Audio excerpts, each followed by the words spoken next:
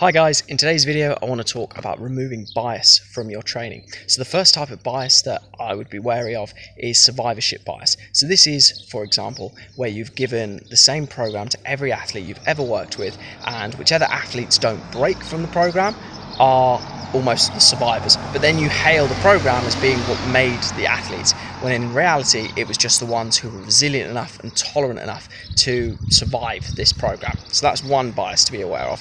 Very easy to recognize. The Bulgarian weightlifting system, rumored to decades ago, basically they maxed out twice a day, every day, and basically if you didn't break, you were on the team.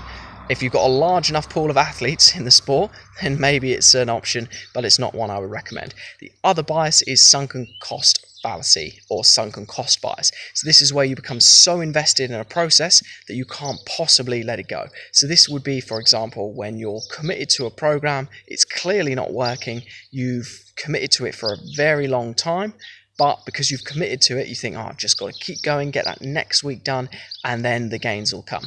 And the surest way to avoid this is to have some marker that is tracking the success of your program. So in powerlifting, this would be singles at RPE 8. If you're trying to train to improve your explosiveness, this might be using something like jump height as a metric.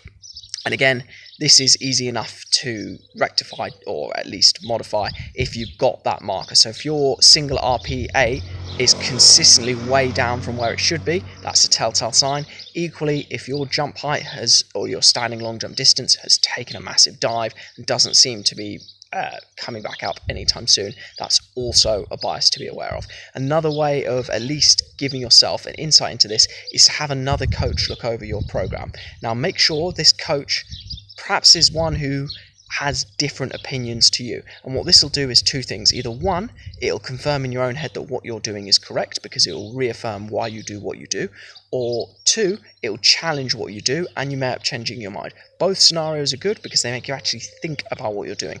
Do not have a coach review your program who sings necessarily off the same hymn sheet as you, as it's basically like listening to yourself. So make sure you're aware of bias in your program, and if you'd like someone to review your program, then feel free to drop me a message.